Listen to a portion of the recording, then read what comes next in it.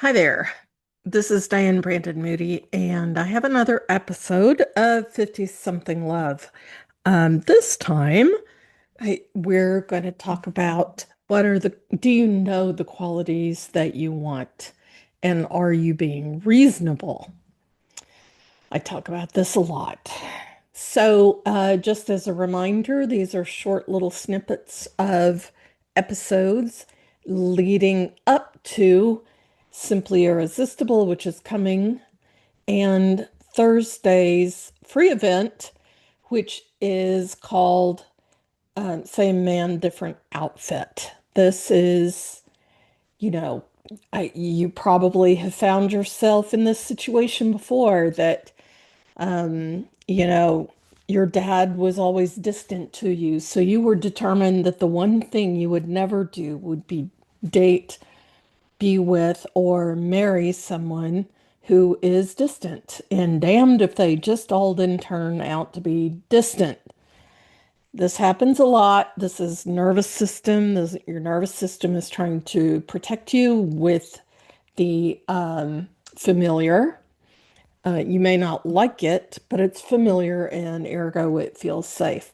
So that's what Thursday is about. If you want to sign up, it's free. All you got to do is go to my website, dianebrandonmoody.com, and there on the first page, you'll find a link to find me. Okay, so getting back to the qualities that you're looking for and are they reasonable? I find that this is true of a lot of women. If you have never been married, and you're in your late 40s, early 50s, something like that, you're getting, it's been a while, that you start adding to your list. Well, he needs to be this, he needs to be that, he needs to be the other, he needs to be over 6 foot, and he needs to make six figures, and he needs to yada, yada, yada. All of those things that none of them on their own is an unreasonable desire, but you put them all together and you have a Disney prince. You don't really have a real man that exists in this planetary time. So I often encourage women to think about the parts that are really, really important. For instance, and don't get at me with the spark, you got to have the spark. Of course, you want a spark, but in the beginning, don't let the spark rule everything because you want to look for reliability. You want to look for a person whose words and actions match consistently over time. If he says he's going to call you on Thursday at 7, does he? Or do you make excuses for it? Or does he make excuses for it? Um, if he says he wants to go on vacation with you in 2 months, does that actually happen? Now, sometimes there are good reasons why maybe it doesn't happen, but overall, we're talking, like, is there some reliability there? Do you have communication or is he super mysterious? Have you been to his house? All of those things, not don't go to his house in the beginning, like in the first month or so. Don't do that. But I mean, eventually you should be invited over at some point. All of those are the kind of qualities that really matter. Is he thoughtful towards you? Does he help others? One of the reasons I was really attracted to my husband was because before we even met in person, his mother had lost most of her house in a hurricane, and he and his brother took their vacations to go down there and fix it, which I thought was a very kind thing to do to someone. His mother lived with relatives. She didn't live in her house any longer, but having somebody do that so that the house could be for sale is like just a really thoughtful thing to do. And he is indeed a very thoughtful person. So those kind of qualities are what you need to make your most important. Um, Men under 6 feet can be very sweet, can be very thoughtful, they can be very nice.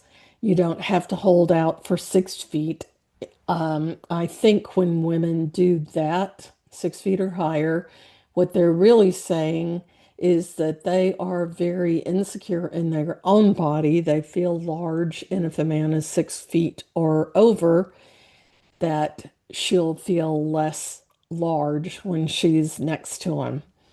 Um, it's either that or it's evolutionary. We tend to be attracted to taller men because they protected us, back in the cave woman days when if we were having babies and we weren't being protected, we could easily die. It would, I mean, that still happens, but it was extremely necessary back then.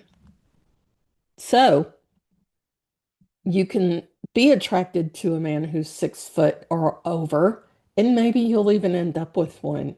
But come on, like try somebody who's 5'8". If you like him, you like him. And if it doesn't work out for another reason, then, you can move on. But try some things that are a little bit different. I think it's very wise to have some qualities that you're looking for to be more important than the physical attributes. And a lot of women will argue with me and say, no, no, no, they can't do that. Okay, well, then you get what you get. So, anyway, you also may be working out of your lizard brain when you kind of pick those tall ones just based on their height, or maybe they don't treat you so well, and but you keep on with them because of some other silly reason. We don't need to do that anymore. This isn't 100 years ago. You have the freedom to move on, especially when you're over 50. You just have the freedom. So, anyway, that's about all I have to say about this topic. And so, tomorrow, I wanted to let you know that we're going to be talking about if you have grieved your past relationships, because I think this is very important. And if you haven't, what do you do? So we'll be talking about that tomorrow. Meanwhile, again, a reminder, sign up for Same Man, Different Outfit. That's going to be next Thursday, um, the July 9th, 7 o'clock p.m. Central Time. Go to my website and you can find all you need to, dianebrandonmoody.com. If you have questions, you can send me an email. It's on my website as well. And I am really looking forward to this. I think it's going to be very exciting. So thank you very much. And we will be talking again tomorrow. Bye bye.